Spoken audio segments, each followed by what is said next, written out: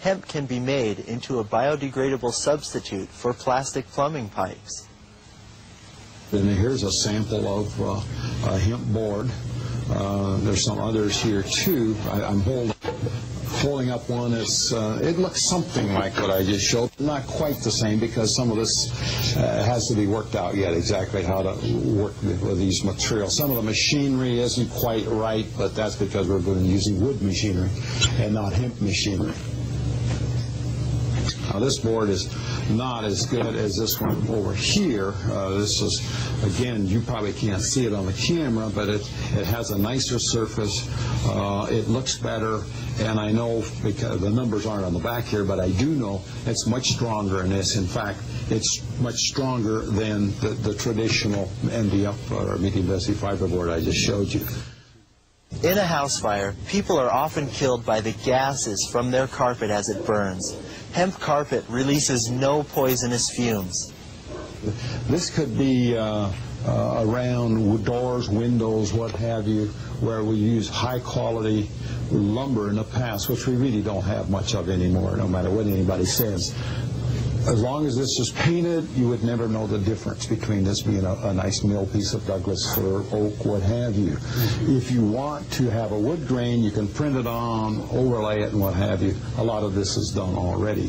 So it's moving into a lot of the traditional uses where we used to have lumber. Oil from the hemp seed can even be used to make paints and varnishes. It works in there. It has worked elsewhere. It's been used some in this country in the past, but there is a possibility of making this kind of product with the fiber as well. There's all kinds of mixtures too. You could use a good long hemp fiber on the surfaces and some poor fiber or particle in the middle because it's for bending purposes, and the fiber gives you the bending property. So there's all kinds of opportunities. It's going to boil down to economics, like all of these things. How much does it cost to do it? How much does it cost to grow the material, harvest it, process it? And supply and demand's in there too. If you don't have the wood material, if you want to keep making these kind of products, you use something else. All of us want it to happen as soon as possible. It'd be good for the American farmers, it'd be good for the environment, it'd be good for the consumer. We'd get cheaper hemp products here very quickly.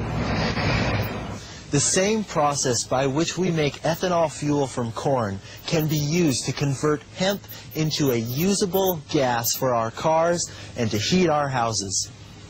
There's a process which you can make the same way you make ethanol from corn, you can make it out of hemp very economically, I think. You can also make hemp seed oil, can be used as a fuel. This would mean less dependency on any foreign oils and would reduce the price of gasoline in this country. But what about food? Hemp seeds contain all of the necessary and essential fatty acids, amino acids, and protein necessary for human life. You can use it as a cooking additive. You can use the hemp seeds themselves in cooking. You can cook in the oil. It's very... And such a variety of foods can be made with the hemp seed. Anything from hemp ice cream to hemp peanut butter, all of which aid in increasing the body's immune system and actually remove life-threatening plaque from our arteries. It's very high in the essential fatty acids, high in protein, low in the bad kind of cholesterol, high in the good kind of cholesterol. It's like flaxseed oil as far as all the health benefits. Just as it has done in the past, the potential is there for hemp food to play a key role in ending our world's hunger problem. Probably everything can cure world hunger if you do it right. It could be part of the solution, certainly. And it's a plant that you can grow and be good for the environment, at the same time feed people. It's high in protein. It would contribute to the solution. So what climate conditions are good for growing hemp? Well, hemp is indigenous to Central Asia region, area Kazakhstan, Pakistan, the Tibetan region of China, and Kashmir region of India. Hemp is like a weed. It can grow virtually anywhere, in virtually any soil. Well, there are two main sources of hemp in the U.S. market right now, Hungarian hemp and Chinese hemp.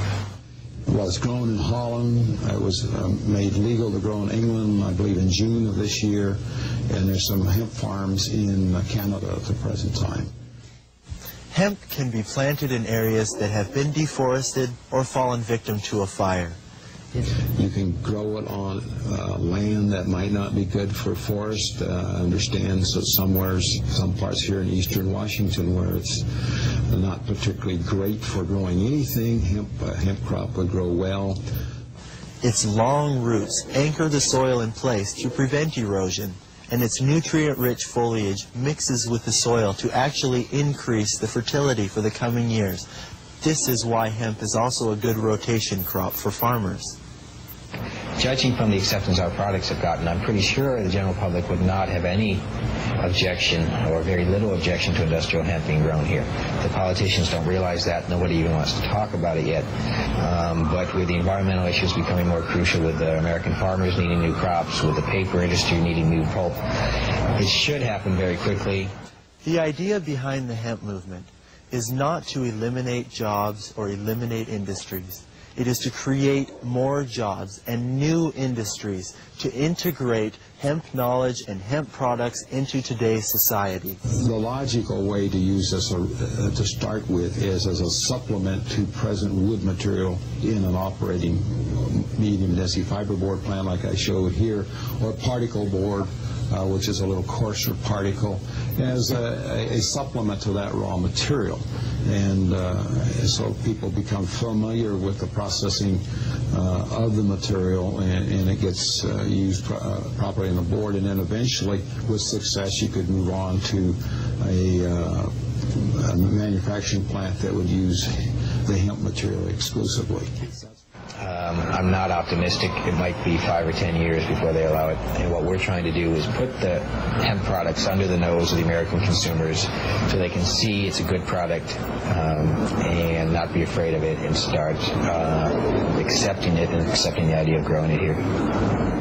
Support your local hemp industry. Buy hemp products. See for yourself.